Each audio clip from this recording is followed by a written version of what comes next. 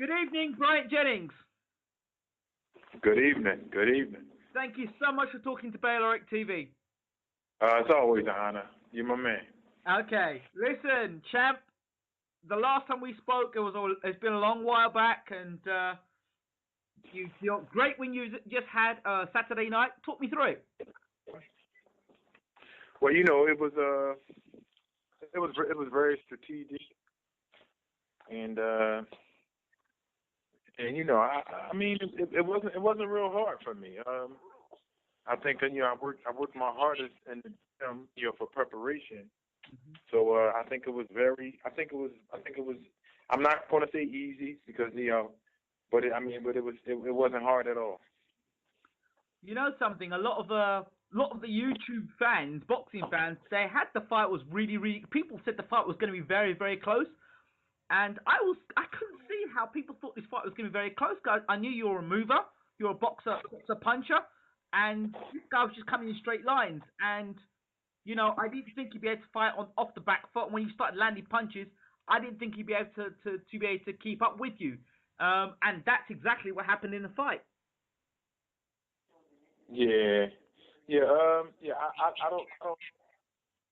I don't know how they will judge that even, but probably because he was a more favorite, and when you're watching somebody, and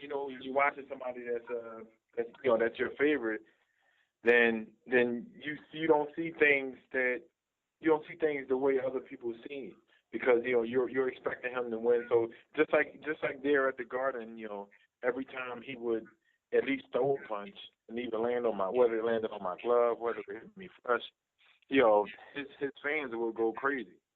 Absolutely. So the major thing was that they didn't want whoever had scored it to be even. They didn't want me to succeed at all. So they wasn't trying to look at the bad things that he was doing. They were looking at they were just looking at some of the good things and not judging it correctly. There were moments in that fight I was wondering, Bryant Jennings is fighting in Poland because the Polish fans were so loud. They were so supportive, so loud. And when you finished winning the fight, it was like there was a hush around the stadium. Yeah, well, I literally blocked all of that out because as loud as it may seem in there, I didn't hear none of it. And even if I did hear something, I made it as if that they were screaming my name. Absolutely. I don't know how I was able to do that, put all that together, but I credit my mentality for that, and I was surprised myself afterwards because like before when I first walked out there, I did hear all of the Polish fans and stuff like that, and I immediately said to myself, don't pay them no mind. And so as you can see, when I was standing right before I walked, we stood at this one spot for 45 seconds before it was time for me to walk. And you see me rapping. Now I wasn't rapping. I was actually not talking, but I was rapping. I wasn't talking, but you see my mouth moving as if I was saying something. But I wasn't rapping to any music that was on at the time because my walkout music didn't start yet. So I was rapping. I was just rapping, a rap that I know. I was rapping it to myself to put myself into another zone. So even as I walked out, I put myself into another zone, and I was able to block the crowd out. Even walking through all of that to the ring, I was zoned out already because I had put it in my brain that, don't worry about this. They're not even here. Just block all of them out, and that's exactly what I did. So let's talk about this HBO debut. Before you were fighting on NBC, if I'm right, correct? Yeah. What's the difference? Now you are an HBO fighter. What were the differences? The transition from that network to HBO. What did you have to go through? I probably had to go through a lot of the same things, but it was just at a different level. I'm not going to say more professionalism. I'm not going to say that but not even to compare the two. But I just knew that what was at a higher level was the fact that HBO was viewed all around the world as either a primary or secondary source of boxing on television. So I knew that it was more people watching, and I knew that it was at a bigger stage, and I knew that that anything could be criticized because you have everybody's watching. That was just the whole thing. Everybody's watching. This is HBO. This is the big stage. HBO. It is what it is, and I knew that everybody was watching. So you're now on that HBO platform. From where you've come in 5 years, that's a big jump in considering where you've come in those 5 years. Tell me how you feel about it at this point. Well, I definitely understand that is a big jump, but the biggest thing of them all is how I conduct myself and how I handle all of the attention, all of everything that has come my way thus far. Then you put that in perspective of the time frame that I've been boxing. It's just unbelievable.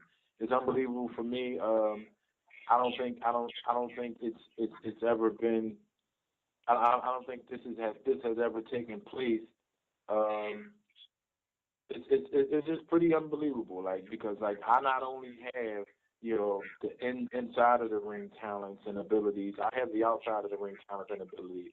To be able to conduct interviews or answer questions correctly, or speak well in front of the camera, and do things and such. And plus, I'm a role model. I'm a leader. That's a lot of things to put together into one person. I mean, you're the complete package. You're the complete package, Brian. When I first spoke to you, and the way you present yourself and carried yourself, and now looking forward now to where we are now, you're made for this. You're made for the big time. You're made for this. It's just taking the time to get there, but you're there, man. You're there. A couple of fights, you're fighting for a world title. Yeah, I believe that. I believe it can happen any time. So it's there for you now. But I made a statement at this level where you're at now. It's all a game of chess, isn't it? Yes. It's definitely a game of chess. Because when you're in there, you literally, it's literally like move after move. It's true, man. It's for whoever played chess before, they know how it goes. It's just move after move, strategy after strategy. One move just may be one move. You may give up something, but they don't know that that's the setup for a couple moves ahead or the next move. Or some moves could be in retaliation. You get tit for tat. You give up a pawn to take a pawn, or you may give up a pawn to take take a bishop or whatever.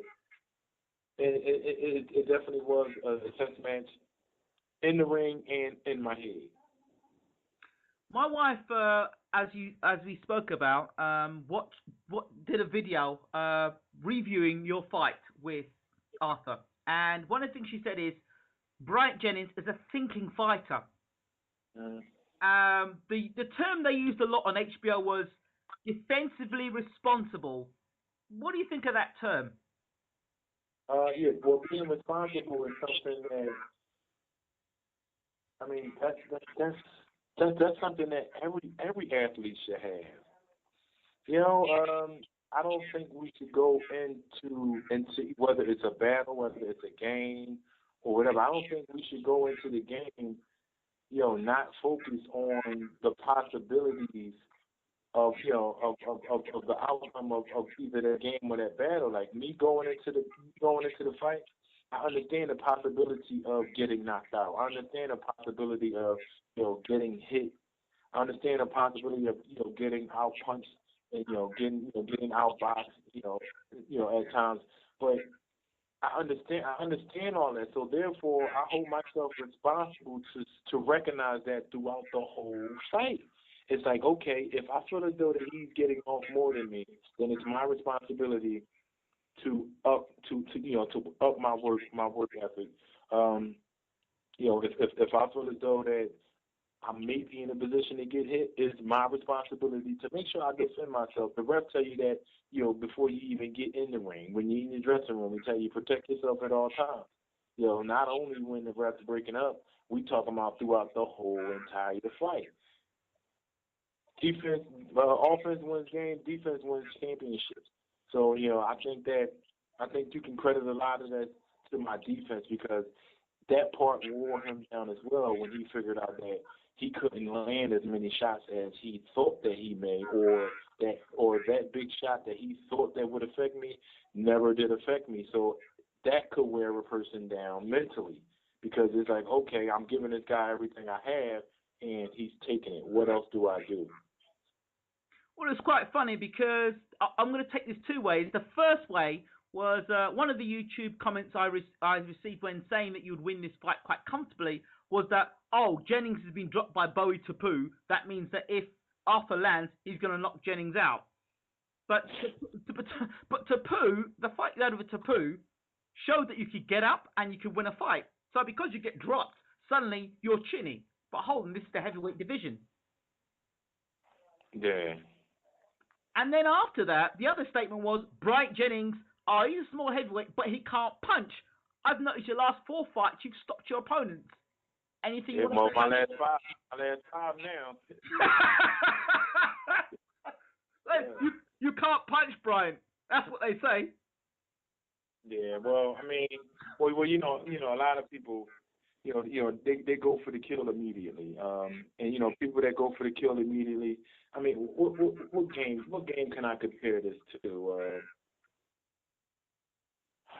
I mean, I won't even use a comparison. I can't think straight right this moment, but it's just for the simple fact that you don't put all your eggs in one basket, and you don't waste energy. This is a fight, and you see what can happen if your big punch can't land. If you don't have any other attributes, if you don't have anything else to bring to the table, if you don't have any other means of winning, then you won't win. But people look at me and they see things and they just say, "Oh, this guy can't punch," because I don't express my punching power as much as they want me to. But I mix it up. I do a lot. I mix everything up. So it's like I come with a full arsenal, and I not only use power, I use speed. I not only use speed, but I use accuracy. I not only use accuracy, but I use angles. I not only use angles, but I use defense. And within my defense, my whole body is working. It's the computer. That's just like having a computer sitting in front of you with no keyboard or with no mouse. You can't operate a computer without those things, and you can't operate a computer without actually setting up the software. Your software is your brain, your mentality, and then without the software, sometimes if you're working with a Microsoft computer, you may need some antivirus, software to add on or whatever.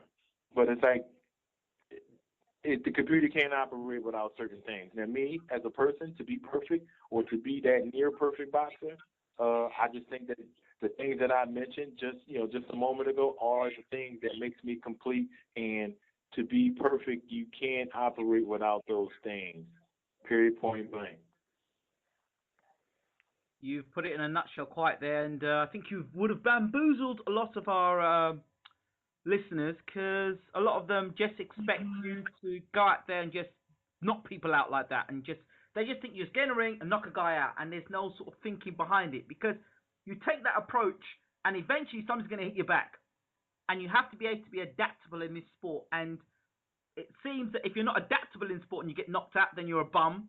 If you fight defensively and look after yourself, then you're considered boring. So yeah. You've got to, in my opinion, you've got to look after yourself. You've got to do what's best for you, as opposed to doing what's best to please the crowd. Because pleasing the crowd may not even get you a world title shot. Pleasing the crowd, in your second fight, you've probably been fighting Godzilla. You understand? Yeah. So, you go ahead. Yeah, I never looked to really please the crowd. And it was the beautiful thing that that even for Saturday night, I had no crowd to please because the crowd was all in favor of Archer. There was a big Polish community. There's a big Polish community in New York City, and majority of them came out to support their fellow Polish guy. So, there was a lot of screaming for me, for USA, but it was overshadowed by a whole lot of the Polish people. So I really had no crowd to please. So only person I had to please was myself, my corner, and my career. So I pleased myself and I defended myself and I did it very well. I picked shots. It was pretty much a complete fight, and it was a different fight as well. Like they never seen me fight that way. They never seen me fight that style. Styles fights, and I got plenty of. That fight, when you were the whole fight has been set up. Was that a fight for you? Was that your breakout fight, or was that Arthur's breakout fight? Or did you ruin someone's script, or how was it? Because you hear a lot of things in boxing. Oh yeah, this guy's gonna fight on HBO, but it's to boost somebody else's career. Like for example, when Malik Scott fought Glasgow, yeah, and the fight went to points. That fight ended up being a draw when it looked like Malik Scott had totally outboxed him. So, and they were trying to protect his career. So the situation you had there, was that a situation where you knew, well, I'm the man that they're focusing on because he had a huge Polish backing and support. So what was it there for you? What were the dynamics there for that? It was just progress. That was it. I believe that was his breakout fight. Okay. Because it was just another fight for me, and I was taught to treat everything like it's your first project. And to me it was just like a debut. It actually was an HBO debut, but it was just like a professional debut to me. Every fight is what you did in the past is is before you. You can only relive it with the future if it happens again, which is very seldom. Very seldom it happens, but I mean. That was his breakout fight. Only thing I knew was that I had another one to win. It was just at a different level, just on a different stage with a different promoter. The first real fight under my new manager. I had a whole new setting, and so everything was brand new. It was like it was my professional debut. Plus, I've been out of the ring since June. That was 7 months. And I only fought twice within the last 14 months or however many months it is. I can't do the math quickly, but I'm just an unexperienced person that that's fighting and maybe once a year now. So it's like, okay, where's the ring rust? This guy has to have experience. I mean, look at Mayweather. Mayweather's last fight was in September, and he might not fight until next May. So it's like, okay, that don't mean anything. Ring rust is when you go to another profession or not training or nothing, and then you decide to come back to boxing. Then that would be ring rust. But as long as I'm staying in the gym, as long as I keep sparring, as long as I keep working out, I don't think any rust can occur. Okay, now you're being touted as the best heavyweight out of America. There's another fighter called Deontay Wilder. We've spoken about this before, but this fight with you now, you fought a undefeated fighter that was a real threat to you in your career. Do you think your fight on HBO has put you ahead of the game considering Deontay Wilder's opposition? Yeah, I would think my opposition, to his opposition, still would put it, ahead of his, even if it's on HBO, whether it was on NBC. I just think that real fight fans or people who really can judge a fight or who really can judge a person by his career. I just think that they would put me, they would favor me, as the better fighter. It kind of speaks for itself, and what's understood really don't need to be explained. But I don't pick any fights. I take tough fights all the time. I've been doing that, And I don't show no signs of no weaknesses, as far as any fear. Or, I have heart. I'm not scared to get in there with anybody. And my representatives, they feel the same way. So I mean, we ain't worrying about nothing at any given time. So I just think that people would, the real boxing fans will favor me in front of him. I want to talk also about the change of management, because one minute I heard that you were with, was it, if I'm correct, James Prince, Yeah. and then the next minute I'm hearing HBO. What was it? How did that kind of happen? I've got to ask the question because it's like the elephant in the room. You were with James Prince, I believe, and then it sort of. So what happened? Yeah. Well, I chose Jay as my manager. It was effective last April. Right. And those are some of the those are some of the things that he seek to to make happen. Fight on the big stage. He's the manager. He's there for your best interest. So he felt as though, along with myself and my camp, he felt as though that my talent should be broadcasted on an international level. And I felt the same way. So with the work of him, with his relationship, with having Andre Ward as a fighter as well, using his abilities, his leverage, whatever they want to call it, his beautiful work as a manager, and he did the thing to get me on HBO. Fantastic stuff. So your manager's doing what you need him to do, basically. Yeah, that's why I chose him. I believed in him from the start, and we straight, we good. That's good. I'm glad to hear that. Let's talk about the future, Bryant Jennings' future, the heavyweight division. Who would you like to fight next? You said who? Who would you like to fight next? I mean, I would like to narrow it down and start playing for a title now. Right. So it really doesn't matter whoever has it or whoever holds it. That's who I would want to fight. I'm not really calling out any individuals. They just so happen to have what I want. Mm-hmm. So whoever has what I want is, that's the person that's gonna get approached. Okay. There's some key fights in heavyweight division. I'm not sure if you're aware that Derek Chisora is going to be fighting Kevin Kingpin Johnson February 15th. Your thoughts? Yeah. I just heard. I just offered him if he needed it. Because I could definitely mimic fighters, and I'm willing to give him some help. So what do you think? I mean, I think I think he definitely has a chance as long as he can control him. He tends to Derek Chisora tends to get a little bit wrapped up and tied up into working, and he don't use his brain a lot of times. So Kevin Johnson is a lot patient. He's not as active as Derek, but he could be strategic, and he could be labeled as a sleeper at times, as far as like people sleeping on him and his abilities. Yep.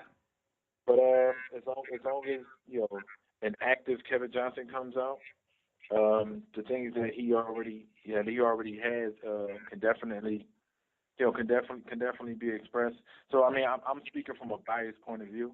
Of so course. I mean, my opinion really probably wouldn't even matter. But I'm going with KJ for the win. I'm concerned for the fight personally, because if Kevin Johnson turns up, and I know Derek, I've spoken to him on a few occasions and quite close to him in the UK. But my concern about this fight, I mean, they're trying to set up Tyson Fury, Derek Chisora 2 in the summer. Derek has to get past Kevin Johnson, and he's part of the Who Needs Him club, to be honest. He's if he comes in shape and he comes motivated, it could be a difficult night for Derek. Yeah, definitely could. It definitely could, because KJ, he got some sneaky things with him. he could be that cat. He can get out of some crazy situations. I know. With just a little movement. But I mean, like I said, I'm speaking from a biased point of view. I would only talk good things about him. So that'll be my pick. Stavern Areola 2. Your thoughts? Stavern. Definitely. I think Stavern will win. I'm not speaking from a biased point of view. This is 100% factual. I believe that Areola will come in better shape, but I think the fight will be better than number one. It may be closer, but I still have Stavern winning. Manny Pacquiao, Timothy Bradley 2. I think Manny will make sure that he because I think he won the first one. So I think Manny would definitely want to send a message. So you're going with Manny on that one? Yes, I'm going with Manny again on this one. I'm going to ask you a silly question. I think it's pretty silly. Floyd Mayweather versus Amir Khan. Floyd Mayweather. Because I mean that's just the I think that's just a business move for Amir Khan. Yes. Of course we know Amir is definitely technical, but he's not technical as Floyd, and we all know he has issues. And even if he doesn't get knocked out, he's always miscombobulated once he gets hit with anything. Yes. So he doesn't even he don't know how to conduct himself once he's hit. It don't even have to be hard, but if you're hitting him, there are a lot of things that he just can't do. Yes. Yes, very, very much so. Tyson Fury, Derek Chisora 2 rematch. Who wins and why? I